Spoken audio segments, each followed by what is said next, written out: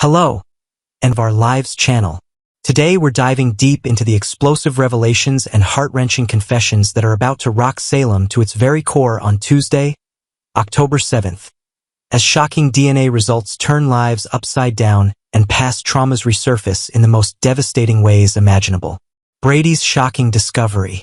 Brady Black finds himself in an absolutely mind-boggling situation that threatens to unravel everything he thought he knew about his son's life.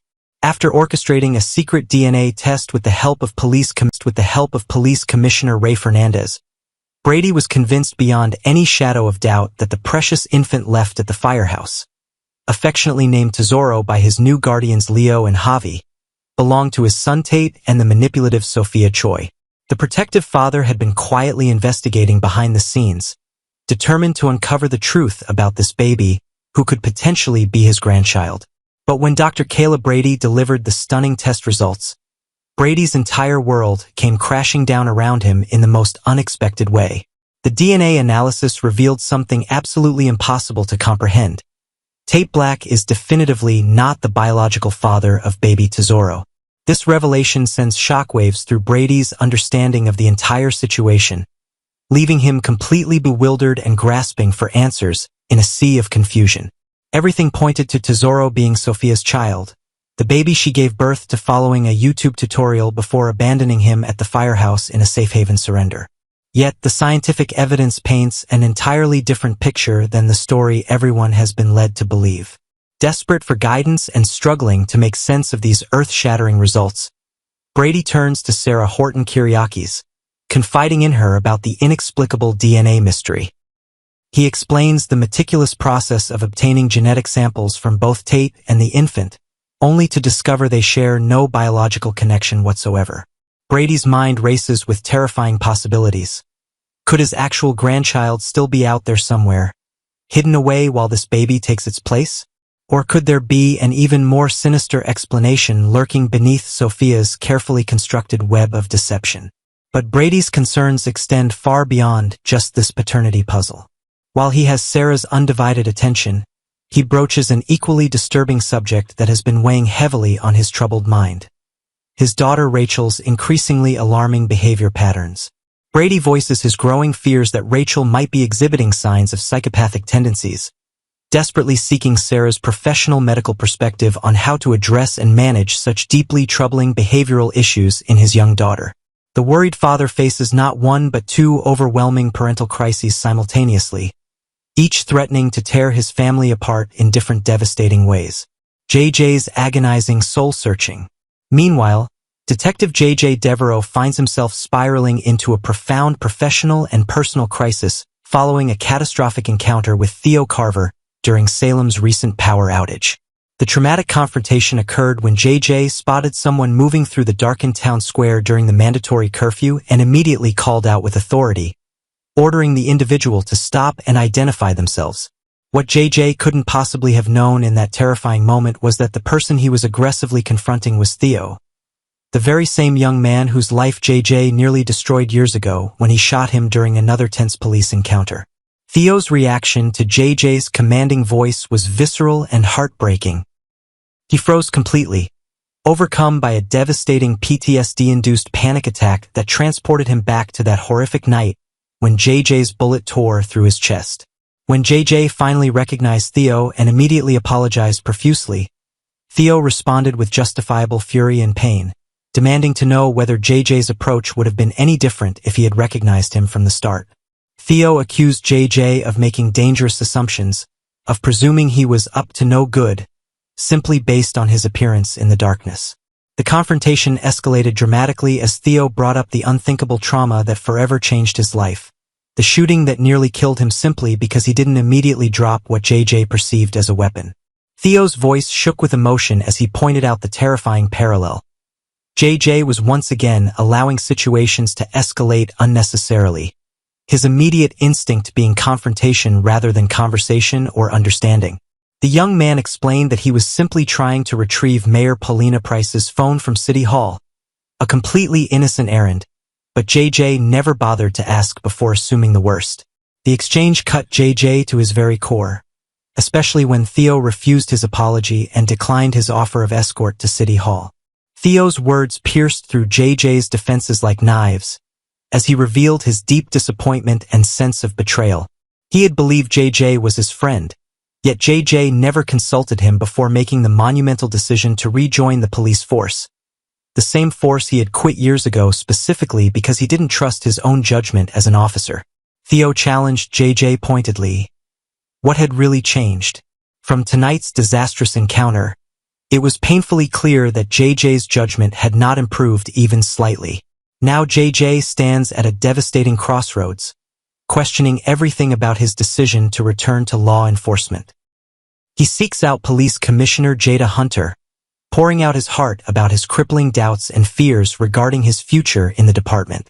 JJ confesses his growing belief that perhaps he doesn't belong in uniform, that maybe his instincts and judgment are fundamentally flawed in ways that make him dangerous rather than protective. Jada listens compassionately, promising to take Theo's concerns and feelings into serious consideration. Yet she faces her own impossible dilemma. The Salem Police Department is already critically understaffed, operating with a skeleton crew barely sufficient to maintain order in the troubled town.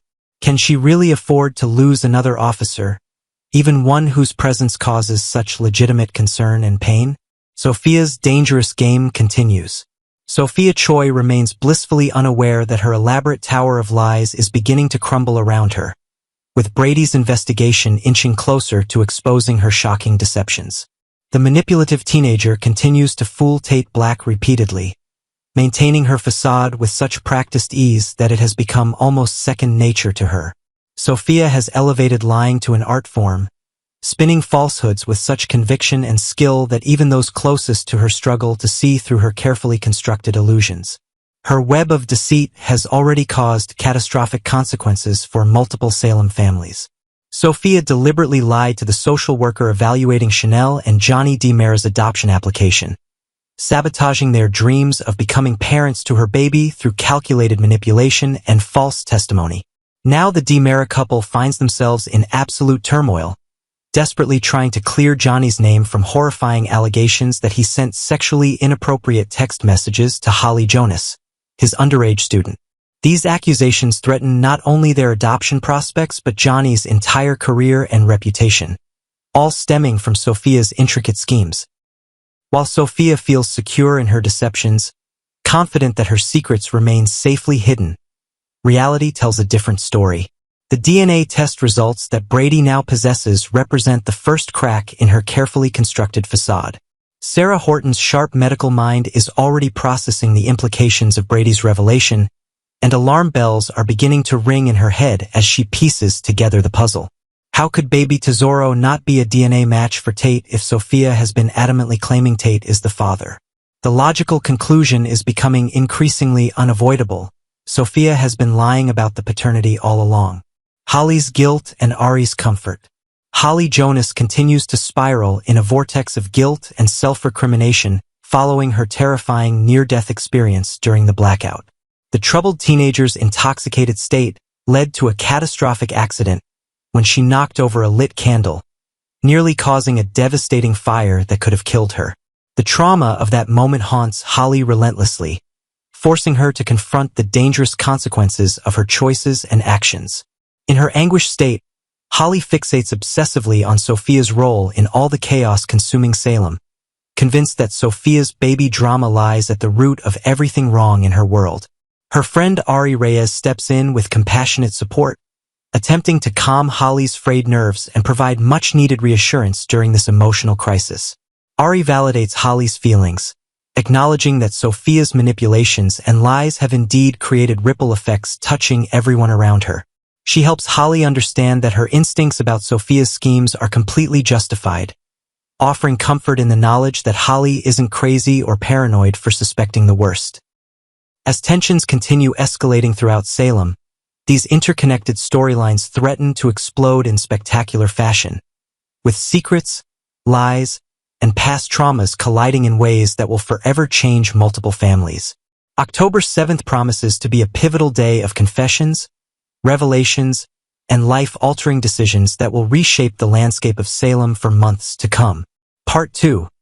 The streets of Salem are rarely quiet, and this week, Days of Our Lives has thrown us right into another storm of secrets, manipulation, and painful memories.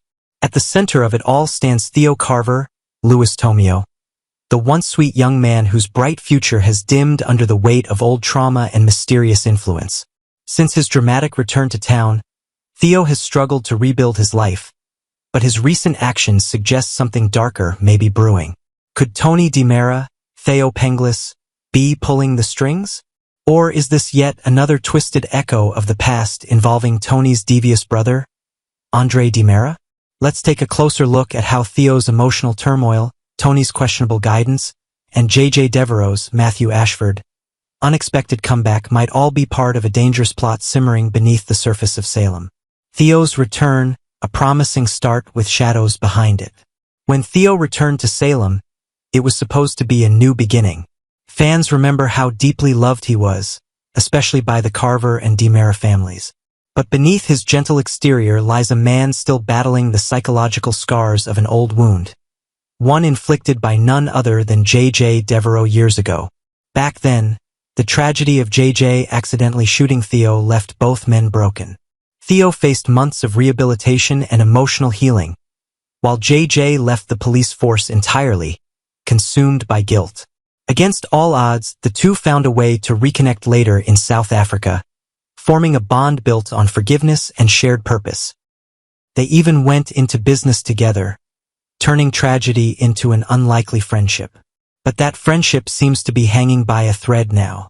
Ever since Theo came back, something about him has changed. He's more tense, more suspicious, and visibly struggling with his mental health. When he recently encountered JJ in Salem, he froze. Witnesses described the moment as chilling. Theo appeared to have a sudden PTSD episode, almost as if the past was happening all over again. A mysterious job offer and a sudden change of heart. Soon after his return, Theo found himself being courted by none other than Tony DiMera. Tony wasted no time offering him a special position that, on the surface, seemed like a fantastic opportunity to restart his career. But something about the timing and Tony's demeanor didn't sit right with longtime viewers. Why, of all people, would Tony DiMera personally recruit Theo so quickly after his homecoming? Why did his interest in Theo coincide so neatly with JJ's reappointment to the Salem Police Department? Even more puzzling is Theo's abrupt hostility toward JJ. Despite their years of peace, Theo has been openly criticizing JJ's return to law enforcement, questioning Commissioner Jada Hunter's, Elia Cantu, decision to rehire him. The irony, of course, is that JJ originally quit the force because of Theo, after nearly destroying his own life over the guilt of that shooting. Yet now, Theo seems determined to get JJ fired again, even going so far as to suggest that JJ is mentally unfit to serve. That's not just anger, that's obsession. The DiMera connection, Tony or Andre behind the curtain. It's never simple when the DiMeras are involved. Tony, with his calm voice and refined demeanor, might seem harmless compared to other members of his family. But Salem residents know that DiMera charm often hides dangerous motives. Is Tony manipulating Theo for his own agenda? Perhaps. Tony could be using Theo's fragile state to create discord within the Salem Police Department, an institution that has long been at odds with the DiMera family. But some fans are whispering a darker theory. What if it isn't Tony at all? Let's not forget that Tony's twin brother, Andre DiMera, has faked his death more times than anyone can count. Each time he reemerges, he leaves chaos in his wake. Could this Tony actually be Andre in disguise, once again seeking revenge on Salem by exploiting Theo's vulnerability? After all, no one plays psychological warfare quite like Andre DiMera. Theo's breakdown and the seeds of paranoia. Theo's mental health is deteriorating rapidly. After that haunting encounter with JJ, he's been plagued by blackouts, panic attacks, and intrusive memories. Friends and family have tried to comfort him, but Theo insists something isn't right, that JJ's return isn't just a coincidence. This paranoia could be the lingering effects of trauma, or it could be something more sinister.